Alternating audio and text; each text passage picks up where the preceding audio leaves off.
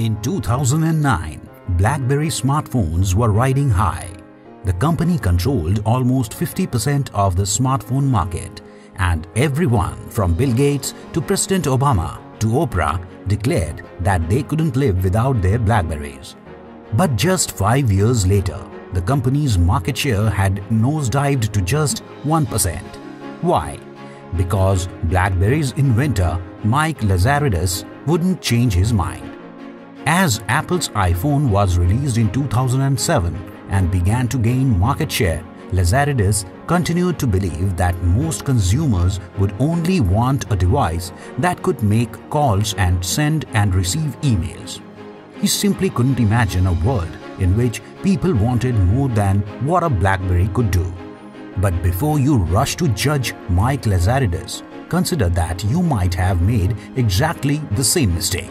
Whether you are a business leader or an entrepreneur or a common man, you probably pride yourself on sticking to your guns and staying true to what you believe in. But the problem with sticking to your guns is that the world is now changing faster than ever before, and access to information is increasing faster too. Just consider this. In 2011, the average person consumed 5 times the amount of information each day as the average person did in 1986. This frenetic pace of change means that knowing how to think isn't enough anymore. You also need to know how to rethink so that what they don't know, and they are constantly adapting their views to fit with incoming data.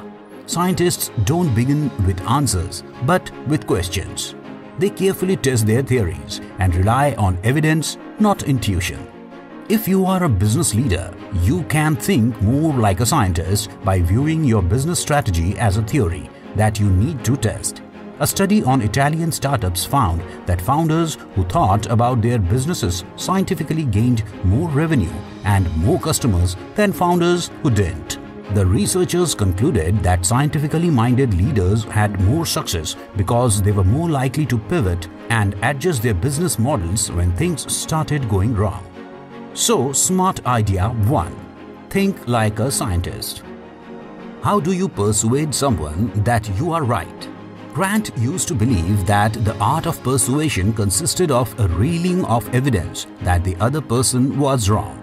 But he has come to realize that there's a lot more to negotiations and debate than beating someone over the head with logic. First, they find common ground with the other person. Most of us enter debates and negotiations like a tug of war. We think that if we can hit our opponent with enough reasons why we are right, then we can drag them over to our side. But the most skilled negotiators approach the debate more like a dance. They know that by stepping back occasionally, it gives the person room to step forward.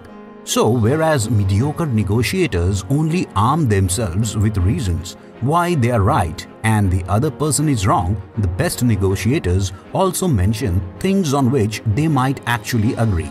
So the next time you enter a negotiation, remember that you don't have to win every battle. Agreeing with some of your partner's arguments and finding common ground will actually encourage them over to your side. Second, great negotiators also achieve more with fewer arguments.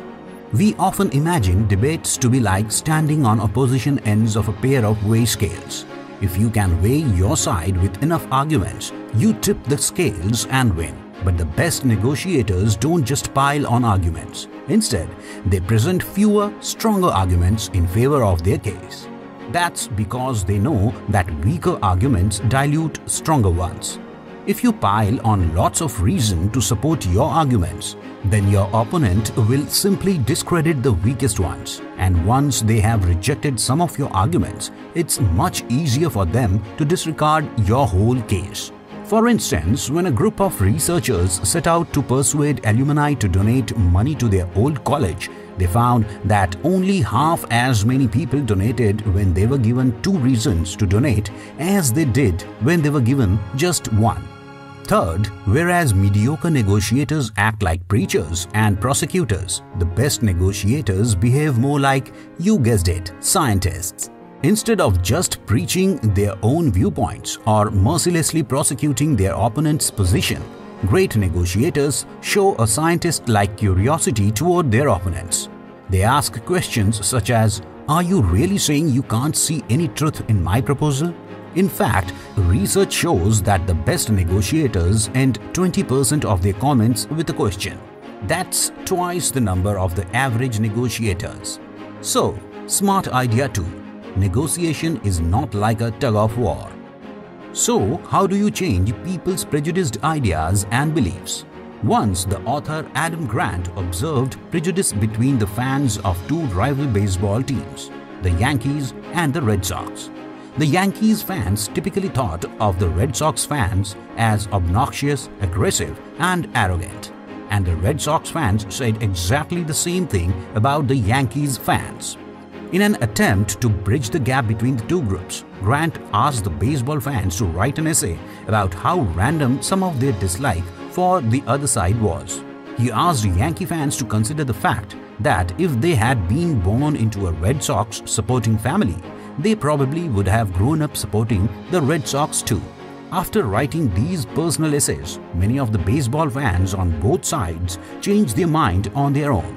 They began saying that they realized that their prejudicial attitudes were silly and incorrect.